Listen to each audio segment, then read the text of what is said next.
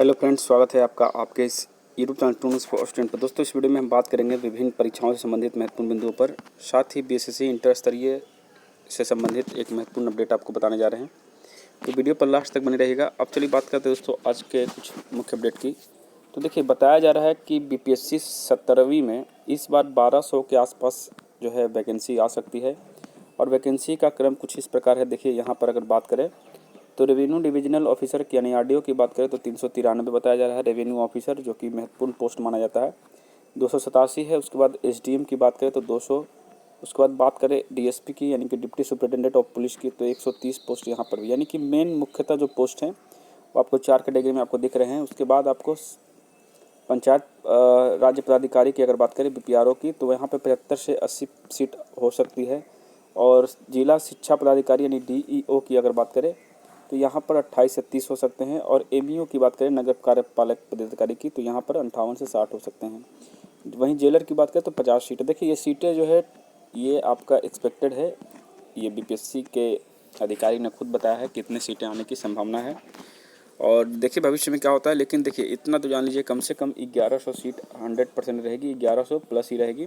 अगर पूरे के पूरे भर्ती आ जाती है तो 1200 पार हो जाएंगे। ठीक है, तो आप लोग बेहतर तैयारी करिए जो भी छात्र बीपीएससी की तैयारी कर रहे हैं। चलिए आगे बढ़ते हैं। ये अगली खबर ये है दोस्तों कि अगर आप कोई भी परीक्षा देते हैं बिहार में हो या कहीं भी, तो जब आपका डॉक्यूमेंट वेरिफिकेशन होता है तो वहाँ पर आप पर अगर प्राथमिक दर्ज कोई केस है, चाहे अपने ब्लॉक स्तर पर या जिला स्तर पर, तो आप उसे छिपाए नहीं। क्योंकि देखिए, ये एक बंदा जो है सिपाही की नौकरी के लिए छिपाया था अपना केस और उसके ऊपर अब प्राथमिकी चल रही है। उनको एक तो नौकरी जाएगी प्लस उनके ऊपर जो है केस भी दायर कर दिया गया है। और ये कोई बड़ी बहाली के चलते नहीं हुआ है। देखिए, ये इनके पिताजी इंस्पेक्टर थे, सब इंस्पेक्टर, जिनकी मृत्यु के बाद अनुकंपा पर इनकी नौकरी मिली। और ये जो राहुल कुमार है अनुकंपा वाले, इन्होंने क्या किया दोस्तों कि मामले की जानकारी के बाद ये पता चला कि परिचारी पोस्ट पर इनका तैनात हुआ था, क्योंकि यही रूल है। उसके बाद जैसे कि क्या हुआ कि इनसे जब डॉक्यूमेंट वेरिफिकेशन कराया गया तो इन्होंने गलत जानकारी दी और सिपाही पद पर नौकरी लेने की कोशिश की।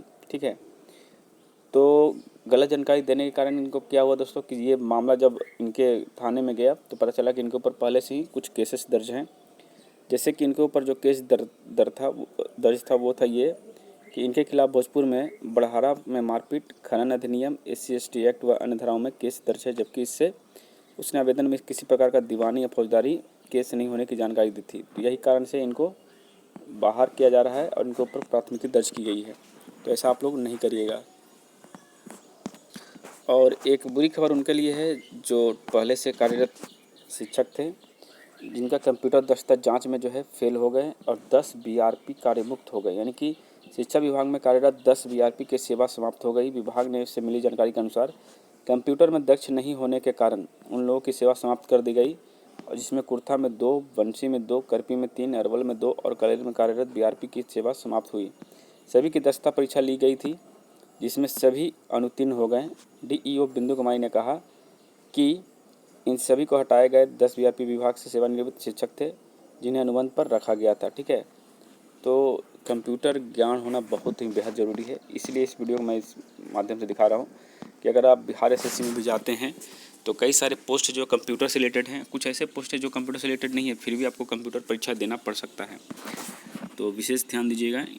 ठीक है, अब हम बात करते हैं आज के मुख्य तिथि के बारे में। दोस्तों, आपको पता है कि आज टीचर्स डे है, तो तमाम अपने शिक्षकों को आदर सम्मान आज के दिन देना चाहिए। चाहे जो भी छात्र हों, ऑनलाइन पढ़ते हों, ऑफलाइन पढ़ते हों, किसी भी शिक्षक के साथ आप जुड़े हैं, क्योंकि शिक्षक ही मात्र एक जरिया है जिनसे आप आगे बढ़ सकते हैं।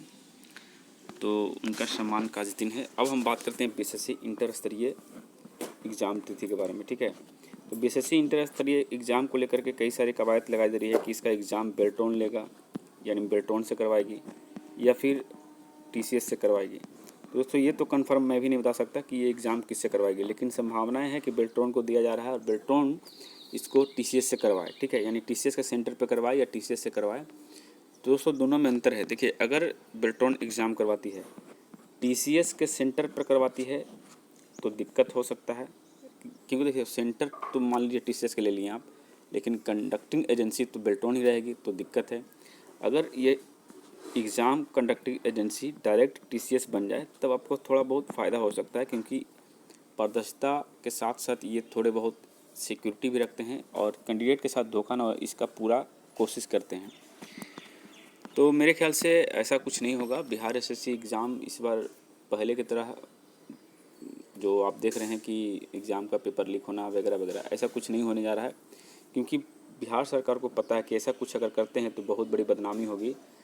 तब बदनामी होगी जब आपने विधानसभा में एक बिल पास करके रखा है जो कि आपका इसी प्रतियोगिता परीक्षाओं से संबंधित है। तो ऐसे में अगर आपका ये मामला फिट नहीं बैठता है तो दिक्कतें आ सकती है। बिहार पुलिस में इन्होंने देख चुका है और बिहार एसएससी सीजीएल में भी इन्होंने देखे हैं। तो मेरे ख्याल से ऐसा कुछ नहीं होगा। आप लोग निर्भीक होकर के तैयारी करते रहिए, चाहे एग्ज़ाम आपका ऑनलाइन हो या ऑफलाइन हो, आपको दोनों में सहूलियत मिलेगी, आपको कोई दिक्कत नहीं होगा। क्योंकि इलेक्शन है, अगर इतने बड़े गलत कदम उठ जाते हैं सरकार से तो समझ सकते हैं कि उन पर कितना प्रभाव पड़ेगा। क्योंकि एक बार पेपर कैंसिल होने का मतलब है 6 महीने या 4 महीने का टाइम विलम्ब होना, और उस टाइम तक छात्र पूरा आक्रोशित हो जाएंगे। मेरे ख्याल से बिहार सरकार ऐसा नहीं चाहेगी और ना ही बीएसएससी चाहेगी। इसी कारण से इतना थोड़ा विलम्ब हो रहा है, किस तरीके से एग्ज़ाम कंडक्ट कराया जाए कि एक भी चोरी का मामला सामने चलकर ना आए। तो देखिए, बाकी आप लोग निश्चिंत रहिए, आप लोग आवाज़ उठाते रहिए। जैसे कि दिलीप भैया ने कल ही एक वीडियो के माध्यम से बताया था कि एग्ज़ाम जब ऑनलाइन हो तो टीसीएस के माध्यम से हो, अन्यथा किसी से न हो। अब हम बात करते हैं तिथि के बारे में कि इसकी परीक्षा तिथि क्यों नहीं आई, कब तक हो सकती है। तो मैं आपको बता दूं दोस्तों कि एक बात कन्फर्म समझ लीजिए कि आपका एग्ज़ाम किसी भी सूरत में 12 अक्टूबर यानी दुर्गा पूजा तक तो नहीं होने वाला है, ठीक है। ये आप समझ लीजिए, दुर्गा पूजा के बाद ही इस पर विचार किया जाएगा। और मेरी बात में अगर माने आप तो दुर्गा पूजा के जस्ट बाद आपका एग्ज़ाम लिया जा सकता है, यानी कि 15 से 20 अक्टूबर के बाद, या फिर कह सकते हैं 15 से 20 अक्टूबर के बीच में ही आपका कोई डेट स्टार्ट हो जाएगा। उसके बाद लगातार एग्ज़ाम चलेगी, चाहे वो 20 दिन चले, 25 दिन चले, एग्ज़ाम लगातार चलेंगे। तो आप लोग तैयारी करिए, अभी भी आपके पास 30 से 35 दिन या फिर 40 दिन टाइम है। तो 40 दिन में आप कम से कम अच्छे स्कोर करने की कोशिश करिए। एग्ज़ाम तो होना ही है, लेकिन आपको उस भीड़ से हटना है जिस भीड़ में आप अभी बैठे हुए हैं। तो चलिए, आज के लिए इतना ही। और अगर सीजीएल की बात करें दोस्तों, तो सीजीएल पे भी ज़्यादा विश्वास मत करिए कि सीजीएल इसी महीने आएगी।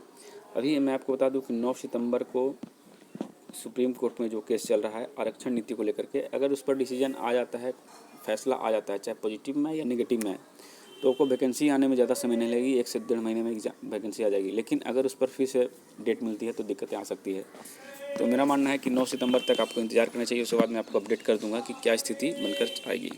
चलिए, मिलते हैं नए वीडियो में, तब तक जय हिंद, जय भारत।